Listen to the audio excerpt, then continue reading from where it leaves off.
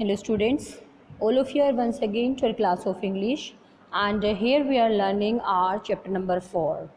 Earlier to this video, I have downloaded the chapter 2nd for you. Chapter 2nd was The Adventure of Toto. ठीक है. Chapter number 3rd has been deleted from your syllabus. The third chapter is Ishwaran the Storyteller. It has been deleted from your syllabus. ठीक है. That's why now we are doing chapter number 4 in the kingdom of fools. मूर्खों के साम्राज्य में क्या क्या होता है ये हम पढ़ेंगे. So this is basically a Kannada folktale. It means ये कन्नड़ भाषा मतलब कन्नड़ कल्चर में है. फोकटेल का मतलब होता है वहाँ की लोकल कहानी है. And it is written by A.K. Ramanujan who is also very famous Indian English poet. So उन्होंने क्या किया है, किंगडम ऑफ फूल्स नामक ये हमारा स्टोरी लिखी है. बड़ी इंटरेस्टिंग स्टोरी है ये. It is rightly said that a wise enemy is better than a foolish friend.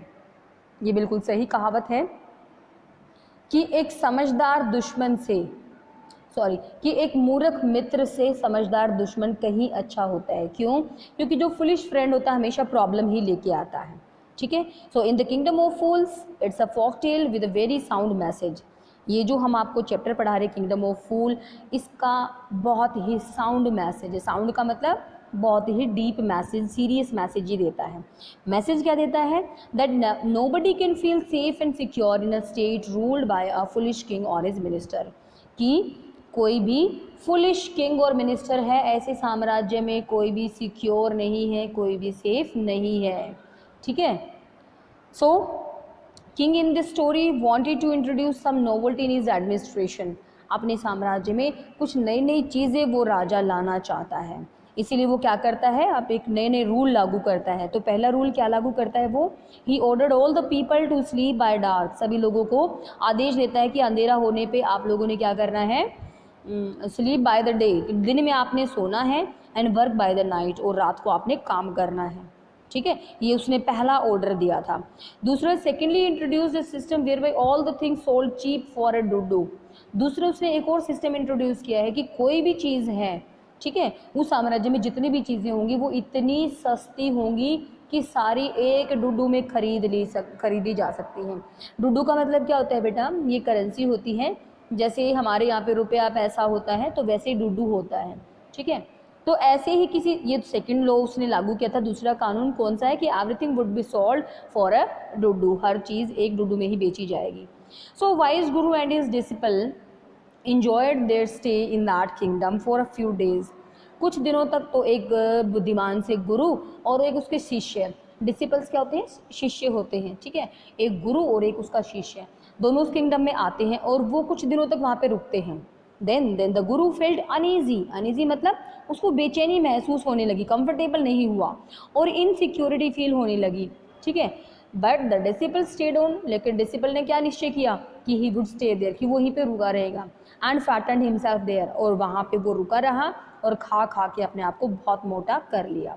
When the king needed a fat person to fit the stack, और जब राजा को जरूरत हुई, किस चीज़ की ज़रूरत हुई? एक मोटे से इंसान की. किस लिए? फंदे पे लटकाने के लिए. The disciple was the arrest, इसीलिए डिसिपल को अरेस्टेड कर लिया गया था, उसको पकड़ लिया गया. It was the Guru again who devised a plan and save the disciples life.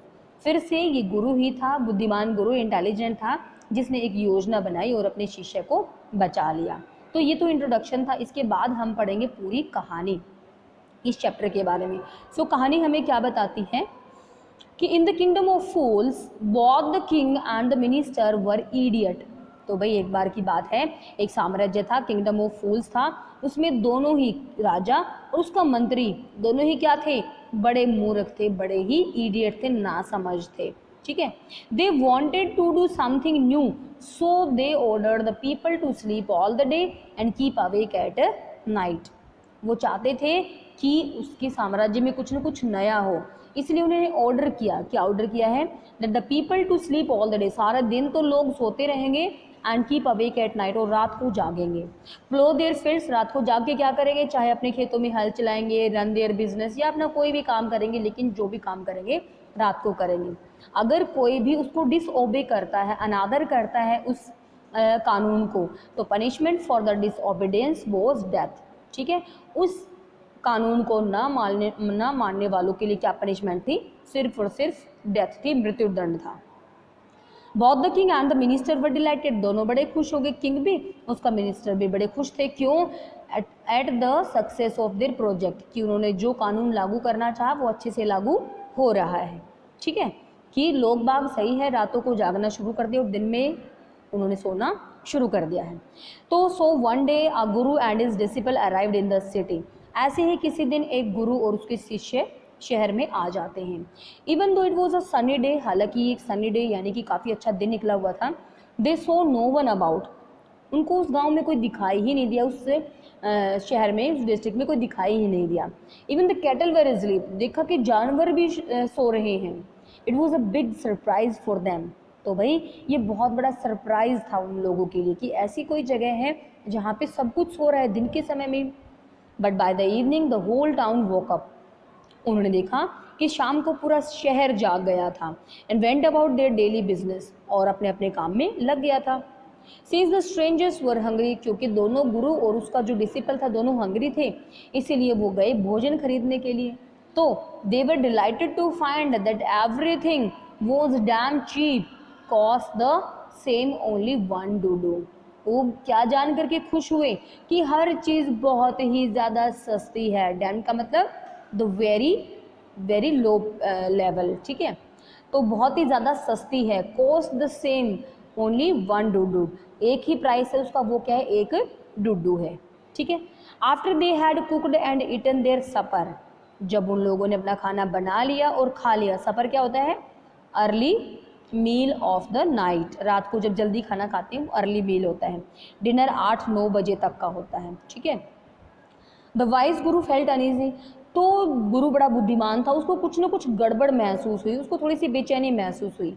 He felt that it was not safe place to live in a city of fools, उसने महसूस किया कि ये बिल्कुल भी सेफ जगह नहीं है हमारे यहाँ पे रहना। क्यों? क्योंकि ये है मूर्खों का साम्राज्य। But the disciple disagreed with his गुरु, लेकिन डिसिपल तो बात को माना ही नहीं, शिष्य ने उसकी बात को बिल्कुल नहीं माना, डिसएग्री हो गया उसके साथ। All he wanted was good cheap food, क्यों डिसएग्री नहीं हुआ? उस गुरु ने उसको बोला let's go and it's not safe to just live here. At this the disciple argued that I don't want to go because everything is very cheap here and I wanted to enjoy all these things. तो क्योंकि उसको सब कुछ बड़ा cheap मिल रहा था इसलिए उसने जाने से मना कर दिया। सो ही स्टेड ऑन, वो वहीं पे रहा। द गुरु वेंट अवे, और इस तरह से गुरु चला गया। The stupid disciple ate lots of bananas, वो मूर्ख शिष्य बहुत सारे केले खाता रहा, चावल खाता रहा, अनाज खाता रहा, घी खाता रहा, और इस तरह से एक बैल की तरह बहुत ज़्यादा मोटा हो गया। One day the thief broke, तो एक दिन, मतलब ऐसे सब कुछ अच्छे से चल रहा था, तो एक दिन फिर कहानी में अब ट्विस्ट आता है कि एक दिन हुआ क्या। One day a thief broke into a rich merchants house, तो एक दिन एक चोर एक अमीर व्यापारी के घर में घुस गया। He entered through a hole in the wall, वो कैसे घुसा? घर की दीवार में एक छेद था, उससे घुस गया अंदर। When he was carrying out his लूट, जब वो अपना लूट का सामान लेके जा रहा था, द वॉल कोलैप्स्ड, तो दीवार गिर गई। कोलैप्स का मतलब क्या होता है? ढह जाना। And killed him on the spot, और उसी जगह पे वो मर गया। हिज ब्रदर, तो जो चोर था उसके ब्रदर ने कंप्लेन की to the king against the merchant, उस मर्चेंट के खिलाफ शिकायत दर्ज करा दी। Who had made a weak wall, कि भाई ऐसा मर्चेंट है जिसने कमज़ोर दीवार बना रखी, उसको सज़ा मिलनी चाहिए। ठीक है, he demanded a compensation as well as justice, वो नुकसान की भरपाई भी चाह रहा था और न्याय भी मांग रहा था। ठीक है, तो it was really very full kingdom कि जहाँ पे चोरों की भी सुनवाई होती है। ठीक है, कि चोरों के लिए भी हमें कंपनसेशन चाहिए होता है, और जो बेचारे ठीक ठाक आदमी है मर्चेंट जैसे, उनको भरपाई करनी पड़ती है, उनको सज़ा मिलती है। तो it's really a very bad to live in this type of kingdom. So इसीलिए किंग ने क्या किया? King called the merchant to the court, तो राजा ने भाई उस मर्चेंट को उस so one day the king called the merchant to the court, तो एक दिन राजा ने व्यापारी को क्या किया? कोर्ट में बुला ही लिया। The merchant accepted that the wall was weak, बिल्कुल मर्चेंट ने एक्सेप्ट कर लिया कि दीवार मेरी कमज़ोर थी तभी तो गिरी थी ना। The king declared punishment for him, और राजा ने क्या किया? उसके लिए पनिशमेंट डिक्लेयर कर दिया। ठीक है, कि भाई अब सज़ा मिलेगी, तेरी दीवार से कोई मरा है तो मौत की सज़ा तो तेरे को मिलेगी। But the merchant said in self defence that he had not put up the wall, लेकिन मर्चेंट ने अपने डिफेंस में क्या कहा कि भाई मैंने दीवार को नहीं बनाया था। तो किसने बनाया था दीवार को? उसने कहा he had not put up the wall. The real culprit was the mason or the bricklayer. उसने अपना ब्लेम किस पे डाल दिया? मैशन पे डाल दिया, ब्रिक लेयर पे डाल दिया, वो जो दीवार बनाने वाला कारीगर था उस पे डाल दिया, मिस्त्री पे डाल दिया उसने अपना ब्लेम। सो पहला ब्लेम था हमारा मिनिस्टर के ऊपर, मर्चेंट के ऊपर आया था, ठीक है। दूसरा ब्लेम हमारा ब्रिक लेयर पे आ गया, मैशन पे आ गया, ठीक है। So the bricklayer was sent for and order to be executed, इसलिए उस मिस्त्री को बुलाया गया और उसके एग्जीक्यूशन के ऑर्डर दे दिए, उसको फांसी पे लटकाने के ऑर्डर दे दिए गए थे। The bricklayer passed on the blame to the dancing girl, और उस ब्रिक लेयर ने क्या किया? उस ब्रिक लेयर ने, उस मिस्त्री ने अपना ब्लेम एक डांसिंग गर्ल पे डाल दिया, एक नाचने वाली पे डाल दिया, who had been going up and down the street all the day, जो उस पूरा दिन दीवार गली में से आ जा रही थी। And the sound of her anklet distracted the mind, और इस तरह से उसके पाजेब की आवाज़ से उसका ध्यान पलटता रहा। यानी कि जो तीसरा ब्लेम अब हमारा है वो किस पे आया है? डांसिंग गर्ल पे आया है, ठीक है। क्यों? क्योंकि डांसिंग गर्ल वहाँ से जा रही है, इसलिए उसका ध्यान डिस्ट्रैक्ट हो गया और वो पूरी तरह से अपने दीवार पे ध्यान नहीं दे पाया, और इसलिए दीवार कैसी रह गई है? कमज़ोर रह गई है। अब क्या सज़ा डांसिंग गर्ल को मिलेगी? देखते हैं सज़ा किसको मिलती है। So the dancing girl was called to defend herself, इस तरह से डांसिंग गर्ल को बुलाया गया है कि भाई अब तुम अपने पैरवी करो, अब तुम बताओ कि तुम्हें ने उस दिन क्या किया था। So she was now an old women, अब तो बेचारी बूढ़ी हो चुकी थी। Now she agreed, she had walked up and down the street while the wall was being built, उसने इस बात के लिए सहमति जता दी, एग्री हो गई कि बिल्कुल सही बात है, उस दिन मैं आ जा रही थी गली में जिस दिन दीवार बन रही थी। But she could not help it because of the lazy gold Smith, लेकिन वो मजबूर थी। क्यों? क्योंकि जो लेजी गोल्ड स्मिथ था, जो सुनार था, वो उसको बार बार क्या कर रहा था? उसको बार बार गहने नहीं दे रहा था, कभी कोई टाइम दे देता, कभी कोई टाइम दे देता। Who was causing delay in making her ornaments, जो उसके गहने बनाने में देरी कर रहा था, और इसीलिए वो बार बार पूछने के लिए जा रही थी कि गहने बन गए या नहीं बन गए। So gold Smith was called, अब चौथे नंबर पे किसको बुलाया गया है? गोल्ड स्मिथ को बुलाया गया है। Gold Smith was called for the cross questioning, इसीलिए किसको बुलाया गया है इस बार? गोल्ड स्मिथ को बुलाया गया है क्वेश्चन पूछने के लिए। He passed on the blame to the rich merchant who wanted his orders to be finished at the earliest, उसने अपना ब्लेम, पांचवा ब्लेम एक रिच मर्चेंट पे डाल दिया, ठीक है। रिच मर्चेंट जो कि चाहता था उसका ऑर्डर पहले पूरा हो जाए गहने बनाने का, okay. The rich merchant was the same person whose wall had killed the burglar, और वो रिच मर्चेंट कौन था? वही आदमी था जिसकी दीवार से वो चोर मरा था। He argued that not he but his late father had ordered the jewelry, उस बेचारे ने बहुत ज़्यादा उसको समझाने की कोशिश की कि मैंने नहीं दिया था बल्कि मेरे फादर ने ज्वेलरी का ऑर्डर दिया था। The king consulted his minister and ruled that nobody had to be punished in place of the late father of the merchant, ठीक है। किंग ने कंसल्ट किया मिनिस्टर से और ये आदेश दिया कि किसी न किसी को तो उसके फादर की जगह पे पनिशमेंट मिलनी ही चाहिए, तभी न्याय हो पाएगा, तभी जजमेंट होगा, तभी जस्टिस होगा, ठीक है। क्योंकि जब बेटा अपने फादर की धन दौलत को पाने का उत्तराधिकारी होता है, तो जो फादर ने मान लो कोई क्राइम किया तो उसकी सज़ा भी उसी को मिलनी चाहिए। ये किंग ने, उसके मिनिस्टर ने सोचा, ठीक है। ऐसा मान करके उन्होंने डिक्लेयर कर दिया कि भाई अब तेरे को ही फांसी मिलेगी। यानी कि ये जो पूरा सर्कल है, ये सर्कल नंबर 1 मिनिस्टर से शुरू, मर्चेंट से शुरू हुआ है, मर्चेंट से गया है मैशन पे, मैशन से गया है डांसिंग गर्ल पे, डांसिंग गर्ल से जाया है गोल्ड स्मिथ पे, और गोल्ड स्मिथ से गया है 5वें नंबर पे मर्चेंट पे। मर्चेंट 5 नंबर का और 1 नंबर का सेम पर्सन है। इस तरह से सर्कल जहाँ से चला था वहीं पे पूरा, ठीक है। तो अब किंग ने डिसाइड कर लिया कि भाई हाँ, फांसी तो देनी ही देनी पड़ेगी। इसीलिए a new stack had been got made for execution, एक नया फंदा बनाया गया अब फांसी देने के लिए, ठीक है। तो at the last moment the minister said that the merchant was too thin to fit the stack. Last moment पे क्या बोला हमारा जो मिनिस्टर था? वो बोला कि भाई मर्चेंट इतना ज़्यादा पतला है कि हम उसको फांसी नहीं दे सकते, क्योंकि वो फंदे में फिट नहीं आ रहा है। इसीलिए एक मोटे इंसान के लिए तलाश शुरू होगी, क्योंकि फंदा तो बन चुका था। So they decided that someone should be hanged, किसी न किसी को तो फांसी देनी ही है। इसीलिए ये पतला है तो किसी मोटे इंसान को ढूंढ दो, ठीक है। और वो मोटा इंसान क्या करेगा, फिर उस मोटे इंसान को फांसी दे दो उसकी जगह पे। इसीलिए कौन फंस गया, the disciple was found fat and fit for execution.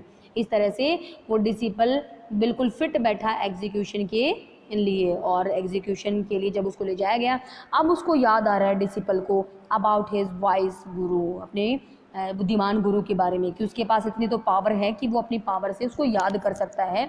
तो उसने मन मन में अपनी मैजिक पावर से गुरु को याद किया और गुरु हाजिर हो गया। ठीक है, ही arrived and insisted on being executed first. वो जैसे ही वहाँ पहुँचा, वहाँ उसने अपने डिसिपल के कान में कुछ कहा। ठीक है, he whispered something to his disciple and then he declared that he should be executed first, कि पहले उसी को एग्जीक्यूट करना है, पहले उसी को फांसी देनी है। The disciple also made the same demand. इसी तरह से उसको देख करके शिष्य भी, उसका जो चेला था वो भी सेम डिमांड करने लगा कि नहीं नहीं, फांसी पहले मुझे दो। The king was taken aback. राजा तो, टेकन अबैक क्या होता है, आपका एक फ्रेज होता है जिसका मतलब होता है हैरान रह जाना। राजा तो अब हैरान रह गया। तो जब रीज़न पूछा गया तो गुरु ने उसको सीक्रेट बताया, क्या, the one to die first would be the king in next life, कि जो पहले मरेगा वो अगले जन्म में इस साम्राज्य का राजा बनेगा, जबकि जो दूसरा इंसान मरेगा वो क्या होगा, वो मंत्री बनेगा। ठीक है, in this way the king was lost in deep thought. राजा तो गहरी सोच में पड़ गया, because he didn't want to lose his kingdom to someone else in the next life also. अगले जन्म में भी वो अपना किंगडम किसी को नहीं देना चाहता था, इसलिए ज़्यादा सोचने लगा। इसलिए he made a pact and plan, इसलिए उसने सोची समझी योजना बनाई अपने मंत्री के साथ। दे set the Guru and disciple free, उन्होंने गुरु और चेले को तो फ्री छोड़ दिया। इन डिस्गाइज, डिस्गाइज का मतलब वेश बदल करके। ठीक है, वेश बदल करके they went to the stack at night, रात को फंदे तक पहुंच गए। ठीक है, और उनको फांसी दे दी गई। In the morning when their dead bodies were taken down to thrown to the cows and vultures, crows and vultures. ठीक है, सुबह जब उन लोगों की डेड बॉडी को चील कौवों को खिलाने के लिए डाला गया, तो लोगों ने पहचान लिया, रिकग्नाइज कर लिया उसको as their king and minister, कि ये तो हमारे राजा और मंत्री थे। दे मर्न, वो रोने लगे और डिस्कस करने लगे अब हमारे साम्राज्य का फ्यूचर क्या होगा। इसीलिए उन्होंने गुरु और उसके शिष्य को पकड़ लिया and crowned them as king and minister, उसको राजा और मंत्री बना दिया उन दोनों को। और इस तरह से जो नए रूलर थे उन्होंने पुराने सारे लॉ चेंज कर दिए। अब the night and day were observed in as any other places, अब दिन और रात वैसे ही लोग काम करते हैं जैसे हर जगह पे काम करते हैं। Secondly, nothing could be bought for a duddu, दूसरी बात, कोई भी चीज़ अब एक डुडू में नहीं मिलेगी। ठीक है, यानी कि जो जो रूल चेंज हुए थे वो सारे के सारे वापस ला दिए हैं। So in this way we have completed summary and you have to write this summary for half and page in your fair notebook.